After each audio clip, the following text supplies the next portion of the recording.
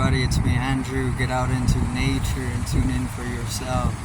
Resonate with the Earth's electromagnetic field via 432 Hertz, the universal frequency. So today I'm going to talk about the solar eclipse. There's a solar eclipse that pretty much took place around 12.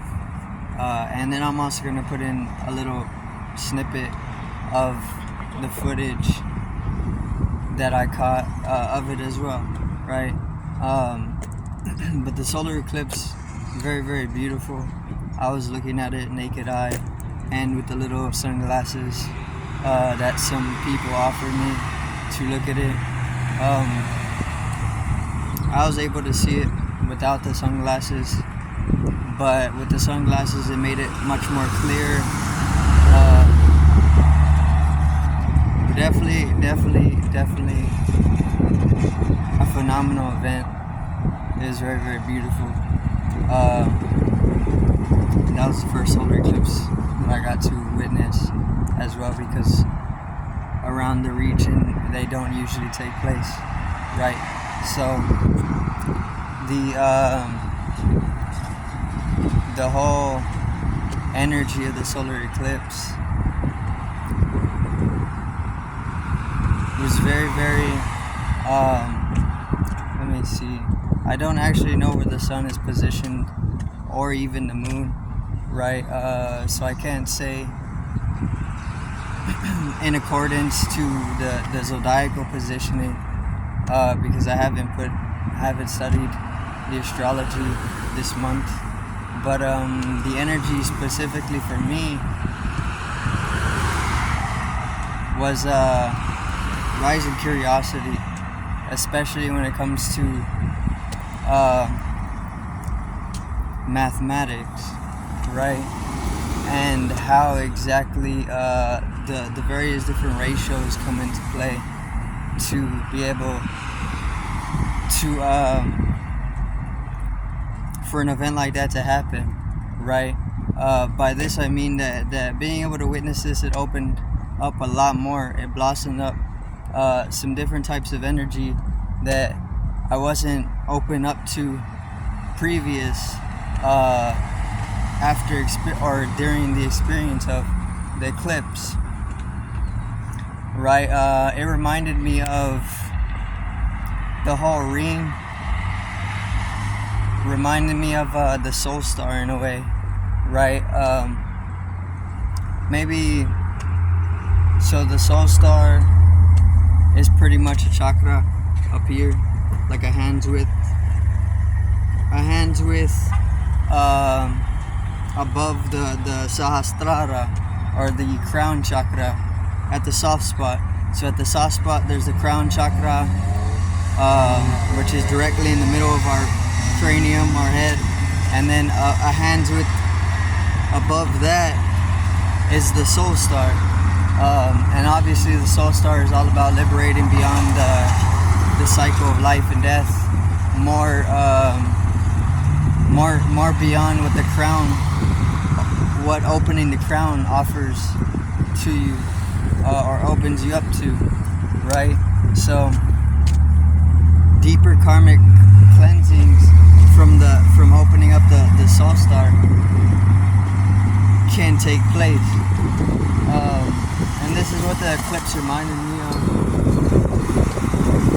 It reminded me of the soul star and working your way up to the soul star. Now, I was also tuning into various different lunar occultism or lunar systems. So systems on the moon as a satellite, because the moon is a satellite, and there's multiple different facilities that are developed into the moon. It's pretty much another planet, right? So what I was tuning into, and I'm only going to talk a little bit of it because I can go in, and then obviously I can't talk about much because words don't really dig into the processes. But the various different eclipses that are taking place in conjunction with the Earth, right? So there's an eclipse taking place specifically in a region. The region is obviously where I'm staying, and then these eclipses happen all over the world at different times, different periods, right? So being able to see it from this perspective, it opens you up to the celestial sphere or the planetary sphere a little bit more through the inner clarity or the inner eye, and the various different systems on the moon are working in conjunction with all the different eclipses that are taking place, that are casting the shadow upon the Earth or dimming the atmosphere on the Earth. So the moon, the organizations or the systems on the moon are completely, they're manipulating the whole process of certain regions being dimmed, right, in light, and they can also manipulate the perception through the various different energy that is offered at the time of the eclipse, right? So they can work with these types of geometries in that sense. Once again, it's hard to put together because it's all coming from like not even intuition, more so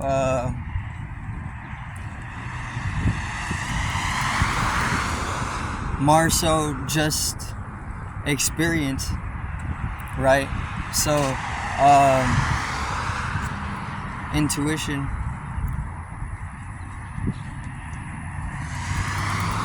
But the moon, once again, it has these various different systems, and they can obviously utilize these various different regions that are being dimmed in solar light when the moon comes to align with the sun, which can open up various different gateways the moment that the people start to resonate in that different ambience of energy. They can synchronize multiple different factorings to be able to have people unconsciously or more so subconsciously opening up various different gateways to other systems or interplanetary systems utilized on the moon. So they could possibly be just utilizing these various different happenings like eclipses to pretty much just make connection to the rest of the solar system, right, through the satellite, because this is what the satellite or the moon as a satellite does. It siphons energies, it harnesses energies from the entirety of the solar system, and it revolves around the Earth, and it does what it does, you know, various different processes it goes through, and it regulates and whatnot.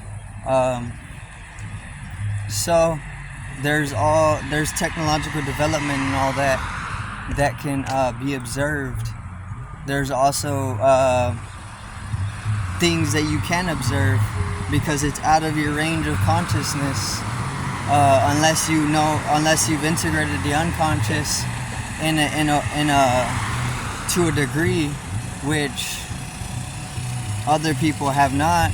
Then you're able to pull in other things which won't make sense to anybody else, right? Unless you can put them on that synapses, which is easily possible.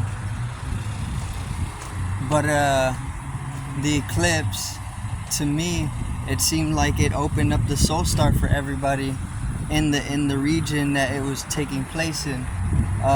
And then if the soul star is just a little bit more excited, then there can they can begin to work through that region where the collective soul star is being manifest, right?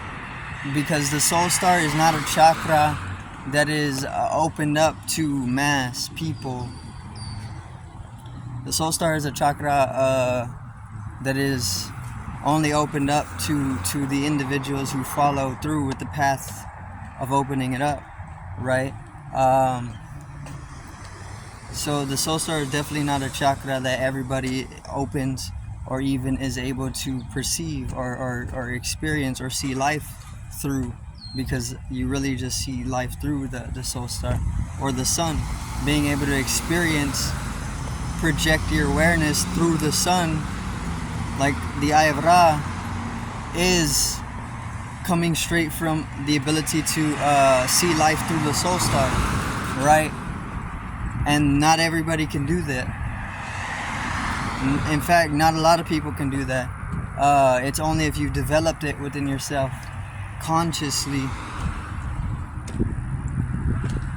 because it's all a degree of consciousness. Otherwise, you're turned off to it. You're not turned on to it. And it just doesn't happen if you're not turned on to it. So, and then the whole integration of what's not happening, or the unconscious, into what is happening is just a degree of refraction and reflection, right, of that one reality. But opening up the soul star, the collective soul star of this region could have been excited as the eclipse was taking its ringularity, right? And this is what I wanted to talk about, because the soul star is a gateway.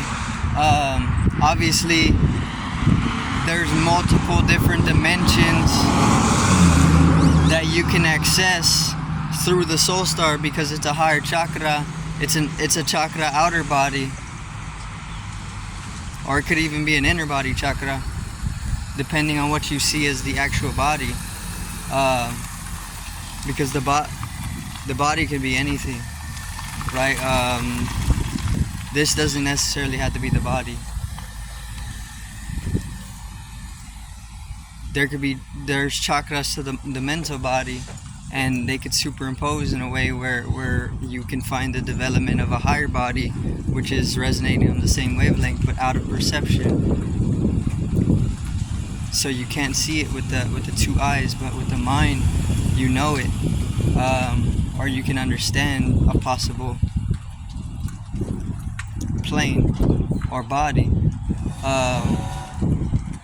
But the collective soul star, if they're able to just excite it a little bit more, which they can easily do this, especially with systems that are designed to be able to manipulate energy in extremely high dimensions or degrees, then they could easily start siphoning this power amongst the region to be able to maybe open up gateways to travel through for and these are just spitballs, right, for interstellar traveling, or even maybe fleets or something. You could send fleets through gateways, things like this, or utilizing the subconscious of the mass in the higher degrees of the energies, nodal points, to be able to sustain a specific type of cosmic current, or even a type of astrology in itself. So creating maybe cosmological process through inhabitants in the shadow of a process that's taking place in conjunction to a lunar centric existence.